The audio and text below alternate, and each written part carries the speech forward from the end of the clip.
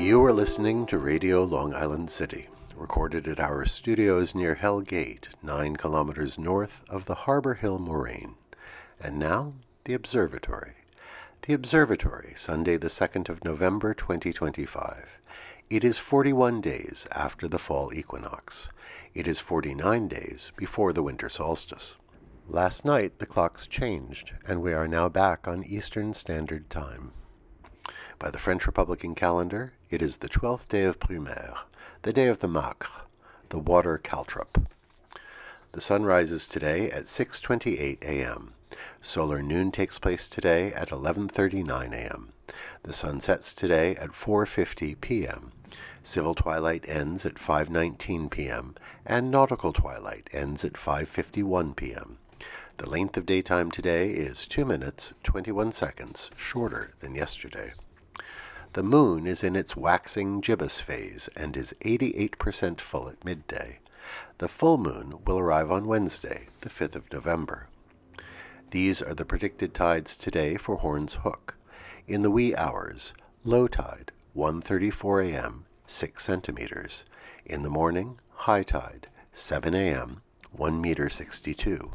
In the afternoon, low tide, 1:09 p.m., 9 centimeters. In the evening, high tide, 7:25 p.m., 1 meter 52. In our shared realm of plants and animals, there is a young pin oak on 32nd Street just north of Broadway that has turned a bright orange-brown. Since we have not had very cold nights, this year's leaf fall has been very gradual. While some trees have lost all their leaves, there is still a lot of green about, and many trees that are turning are doing so very, very slowly. If you observe the leaves turn, you will see how each tree is an individual, and different trees of the same species do not turn in lockstep. The ashes are an exception to this rule. They turned and dropped leaves in perfect unison.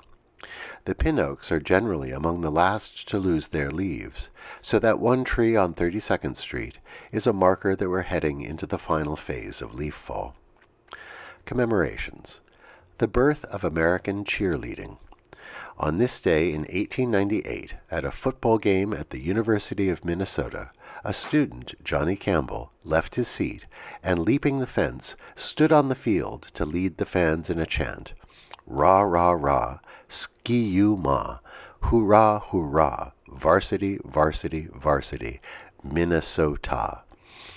Cheerleading quickly became a staple of college games.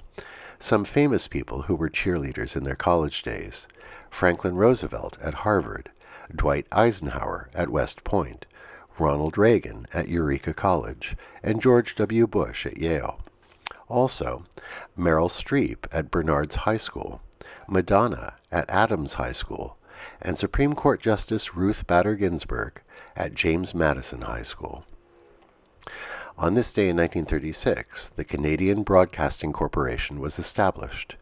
An independent, publicly funded Crown corporation, it began with radio broadcasts and added television in 1952. At Radio Long Island City, we send greetings to our CBC colleagues on their anniversary. On this day in 1966, the Cuban Adjustment Act was enacted into law. In response to the Cuban Revolution, it gave Cuban immigrants an expedited system to obtain legal residency in the United States. The unique status that Cubans enjoy is in marked contrast to the system other immigrant groups endure. The New York City Marathon takes place today.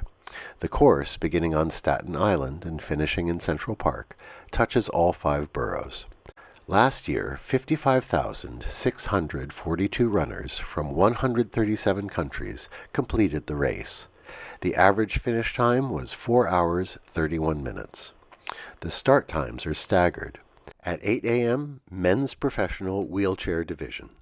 At 8:02 a.m., women's professional wheelchair division. At 8:22 a.m., hand cycle category and select athletes with disabilities.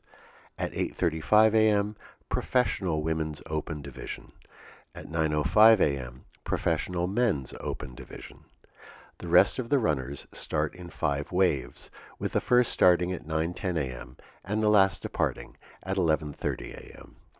Good luck to all who run the race today. And that is the Observatory, Sunday the 2nd of November, 2025.